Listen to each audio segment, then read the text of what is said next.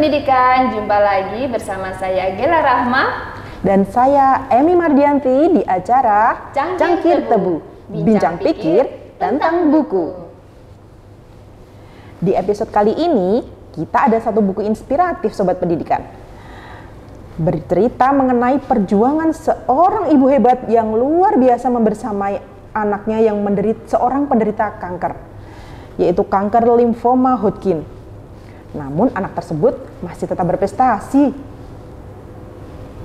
Wah, inspiring banget nih ya. Langsung aja yuk kita ngobrol bersama Bu Juniarti yang udah mengenalkan kita tentang buku keren tersebut. Langsung aja yuk. Iya, selamat siang Ibu. Selamat siang, Bu. Selamat siang Mbak Emi dan Mbak Gela. Iya. Apa kabar? Alhamdulillah baik. Bu, Oke. saya mau tanya nih, Oke. bukunya Kensa ini itu menceritakan tentang apa sebenarnya? Oke, jadi bukunya itu berjudul Kensa's Adventure, tentu saja perjalanannya seorang Kensa ya. Lebih tepatnya Kensa Krisetya. Dia adalah anak dari si penulis buku ini, Novi Reksanto. Saya mengenalnya sebagai Novi Hastarini. Sahabat saya waktu kuliah di UNS Solo. Jadi tahun 98 kami berpisah karena saya harus lulus kuliah. Kemudian beberapa kali kami ketemu lagi karena reuni. Tetapi kemudian saya mendapatkan kabar yang cukup mengejutkan di tahun 2018 karena beliau menceritakan bahwa salah satu anaknya, anak yang kedua yang bernama Kensa Krisetya mendapatkan hadiah luar biasa dari Tuhan. Jadi bulan Juni tahun 2018 keluarga ini dikirimi sebuah paket, mereka mengistilahkannya sebuah paket istimewa begitu ya. Dikirim hadiah oleh Tuhan bahwa Kensa harus menerima kenyataan menderita kanker limfoma Hodgkin yang kita kenal sebagai kanker kelenjar getah bening. Jadi sejak tahun 2018 itu pula keluarga ini harus berjibaku begitu ya, harus berjuang, harus berpetualang bagaimana menaklukkan si kelenjar getah bening ini supaya si kanker ini supaya mereka bisa mempertahankan, supaya mereka tetap harus bisa melanjutkan kehidupan dengan seperti semula sebelum paket istimewa ini terkirim di keluarga mereka. Dan hebatnya adalah seorang Kensa sampai dengan si ibu menulis ceritanya karena Kensa secara pribadi dia ikut secara sadar bahwa dia harus bangkit, dia tidak boleh terpuruk, dia tidak boleh bersedih bahwa walaupun dia terkena penyakit, saya tetap harus bangkit aku tetap harus berprestasi, aku harus tetap jadi juara dan sebagainya. Itulah hebatnya dari keluarga ini, seperti itu yang bisa kita tiru di buku Kensa's Adventure. Begitu kira-kira. Kira-kira hal apa Ibu ya dari seorang Bu Novin ya sebagai mamanya Kensa yang bisa menginspirasi sobat pendidikan di luar sana yang mungkin mengalami hal yang sama gitu, mempunyai seorang anak yang mungkin menderita kanker? Iya. Jadi Novi ini yang aku tahu sebelum ada berita ini adalah bahwa dia itu seorang ibu rumah tangga yang hebat. Dia juga wanita karir yang luar biasa. Dia bekerja di sebuah perusahaan mebel di Jepara yang atas keahliannya dia dikirim ke berbagai negara. Dia berkeliling negara begitu untuk memasarkan ukiran Jepara sekaligus juga mencari buyer dari luar. Dan dia bukan ibu yang duduk manis di rumah, ibu rumah tangga yang sangat sibuk gitu ya. Dan dia tahu-tahu ketika mendapatkan paket istimewa itu harus membagi waktunya antara bagaimana menjadi seorang ibu yang merawat anak yang luar biasa ini, sekaligus juga tetap bekerja dengan baik di perusahaan yang sangat mempercayakan dia. Itu salah satu yang perlu kita contoh dari seorang ibu bernama Novi. Selain itu juga bahwa pengetahuan dia tentang kanker itu dia tularkan ke berbagai pihak begitu. Jadi bahwa kanker itu harus begini, kanker itu harus begitu, kemudian harus ada rangkaian rangkaian kemo yang harus ditekuni oleh si anak dan orang tuanya, yang itu semua dia bagikan lewat tulisan-tulisan sederhana yang bisa dibaca oleh setiap orang bahwa kanker masih bisa di conquer bahwa kanker itu masih bisa kita lawan, seperti itu. Jadi itu yang membuat kita buku ini ditulis dengan cara sederhana, seperti catatan sebuah diary, tapi ini cukup inspirasi bagi ibu-ibu di luar sana yang anaknya menderita penyakit yang sama. Itu kira-kira. Terus contoh-contoh mungkin Bu hal itu yang bisa membuat si Kensa ini kayak jadi penyemangat buat Bu Novi. Aku harus bisa gitu Bu. Ada nggak sih Bu? Cukup banyak juga. Anak ini luar biasa. Ada salah satu tulisan juga yang dia tuh seorang ketua kelas di salah satu bukunya apa ya? Kansas yang dia merupakan ketua kelas, tetapi waktu itu dia harus jadwal kemo. Jadwal kemo yang serangkaian panjang ini sekitar 28 hari harus sekian periode itu mengakibatkan dia harus meninggalkan kelasnya. Padahal dia ketua kelas. Apa yang diucapkan kepada mamahnya? Mama, inilah susahnya jadi ketua kelas.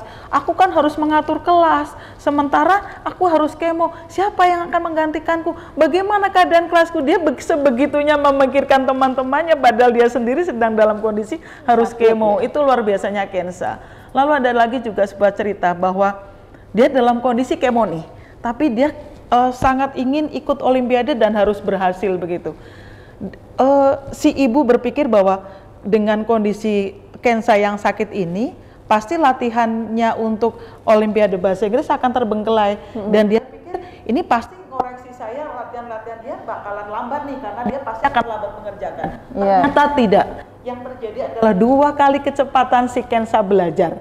Jadi dia justru, kan aku tidak ngapa-ngapain mama di rumah sakit, jadi aku masih bisa menyelesaikan semua latihan-latihan soalku seperti itu. Hebatnya dia itu. Lalu dia sempat bertanya, mama kalau di biologi itu pakainya laboratori atau lavatory? Itu pun yang sampai tidak terpikirkan oleh si ibu. Dia sudah sampai bisa berpikir itu untuk usia kelas 2 SD. Bertanya tentang, saya menggunakan kata laboratori atau lavatory untuk sebuah istilah di biologi. Itulah Kensa ini luar biasa, dan dia menjuari beberapa lomba untuk olimpiade bahasa Inggris baik tingkat provinsi maupun tingkat, ini hampir ke tingkat nasional. Cuma penyakitnya tidak memungkinkan dia terus untuk lanjut karena terbentur dengan jadwal kemo itu. Dan mungkin juga yang tidak pernah terpikir, kalau Mbak Emi liburan kemana? Jalan dengan keluarga? Ya, kita ke kebun binatang gitu. Kalau Mbak Gela mungkin juga sama ya, sama seperti saya. Usia pernikahan kami hampir sama. Libur berarti kami merancang liburan dengan anak-anak. Mereka pun merancang liburan, tapi liburan mereka ke rumah sakit Karyadi. Tanggal sekian masuk kemo, tanggal sekian dan seterusnya. Ini tanggal-tanggal yang biasa kita gunakan untuk berlibur. Bagi mereka, Hotel Karyadi adalah hotel terbaik saat ini bagi keluarga itu. Itu barangkali ya inspirasi, dan mereka tetap menanggapinya dengan senyum, mereka menanggapinya dengan percaya bahwa Tuhan itu selalu dalam penyertaannya, bahwa Tuhan itu selalu menolong makhluknya dalam bentuk apapun. Itu Mbak Emi dan Mbak Gela. Kemudian menurut Ibu nih, di buku tersebut seperti apa Bu? Kenapa kok kenapa Bu Yun ingin tertarik untuk membaca buku tersebut? Yang pertama bahwa kisah ini saya tahu persis kenapa saya tertarik. Yang kedua bahwa saya merasa pada diri saya sendiri nih, kita ngomongnya tentang diri kita ya. Tidak ada, Tuhan itu memberikan segala sesuatu sesuai dengan porsinya, dan manusia itu hanya diminta untuk satu hal, bahwa kita diminta untuk selalu bersyukur apapun kondisinya. Seperti yang dilakukan oleh keluarga ini. Saya berpikir kalau yang terjadi di keluarga ini adalah saya, bahwa yang dialami Kensa itu dialami oleh anak saya, betapa mungkin saya tidak bisa melakukan hal yang sama yang dilakukan oleh Novi dan teman-temannya. Jadi Novi dan keluarganya, Novi dan anak-anaknya maksudnya. Tapi itu dilakukan dengan sangat luar biasa oleh keluarga ini. Itu yang patut saya contoh. Saya sering kadang-kadang berdiskusi secara personal gitu ya. Sesudah baca buku ini, Novi ternyata yang kamu lalui cukup berat, sangat, tetapi bahwa mukjizat itu selalu ada, bahwa Tuhan itu selalu menolong umatnya bagaimanapun caranya. Itu yang luar biasanya yang bisa diambil hikmahnya dari buku ini, begitu. Ya, kalau bagian yang paling menarik dari buku ini ketika Bu Yun baca apa kira-kira? Ya, yang mungkin, paling menarik ya, yang mungkin sangat menginspirasi gitu. Sebuah afirmasi sih, sebuah afirmasi ketika mereka merencanakan, bukan mereka tepatnya, Kensa ingin makan jagung. Kensa ingin makan jagung, dia bilang, Mama aku ingin makan jagung bakar di Bandungan. Seperti itu. Kemudian secara naluri dia harus menuruti kata-kata anaknya. Anak ini pingin jagung bakar dan itu bukan sesuatu yang sulit. Tetapi secara logika si ibu ini harus berpikir bahwa bakaran adalah sesuatu yang harus Dijauhi dijauhi oleh seorang anak yang menderita kanker ini. Tetapi dengan afirmasi positif mereka tetap pergi ke sana, dan dengan sangat luar biasanya Tuhan mempertemukan mereka dengan seorang ibu penjual jagung rebus yang dengan sukarela Kensa makan jagung rebus itu dan melupakan keinginannya untuk makan jagung bakar tadi ya. Itu. Jadi seperti itu kira-kira hal-hal afirmasi positif, hal-hal keimanan, hal-hal kepercayaan yang mereka bangun di buku ini yang bisa membantu kita untuk Tuhan ada di setiap langkah gitu. Kira-kira itu. Ya, mungkin ada ini Bu, pesan moral atau apa yang bisa disampaikan ke sobat pendidikan yang ada di luar sana mungkin Bu, dari kisah ini apa yang bisa kita petik gitu?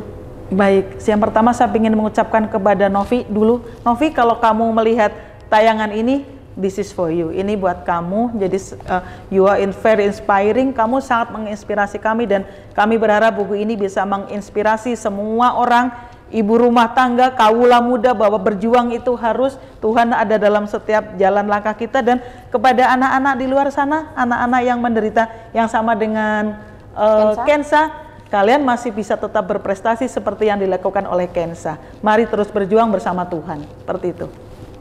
Wah, luar biasa sekali ya ini ya, perjuangan Ibu Novi dalam membersamai putranya yang sedang melawan kanker ini ya, kanker getah bening ya Bu ya. Memang kasih sayang seorang ibu adalah bahan bakar yang memampukan ibu untuk melakukan hal mustahil bahkan di luar nalar oleh manusia.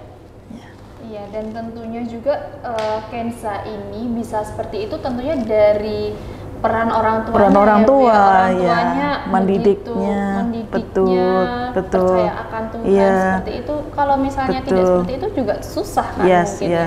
Bahwa dia positive thinking luar biasa, afirmasinya juga selalu positif. Kemudian bahwa mereka selalu berpikir segala sesuatunya serahkan kepada Tuhan. Tuhan yang akan menuntun langkah kita, begitu.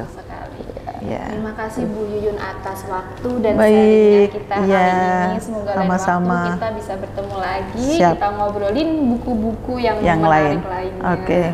Mudah-mudahan ini bermanfaat buat kita semua ya. Dan terutama buat Novi, perjuanganmu kita bantu lewat ini salah satunya yang bisa kulakukan untuk seorang Novi. Semangat Bu Novi. Semangat. Dan kalau sobat pendidikan penasaran dengan bukunya, mungkin sobat pendidikan dapat mencari bukunya lewat mana ya kira-kira? Bisa di penerbitnya langsung di CV Sarana Gracia, Jalan Widosari 2 nomor 47 Semarang, atau menghubungi ke penulisnya Bu Novi Reksanto. Nanti kita tulis di kolom komentar di bawah, di description box maksudnya. Boleh. Maaf. Oke, sampai jumpa pemirsa di episode selanjutnya hanya di channel YouTube BBPMP Jateng. Sakir Tebu. Bincang pikir tentang buku.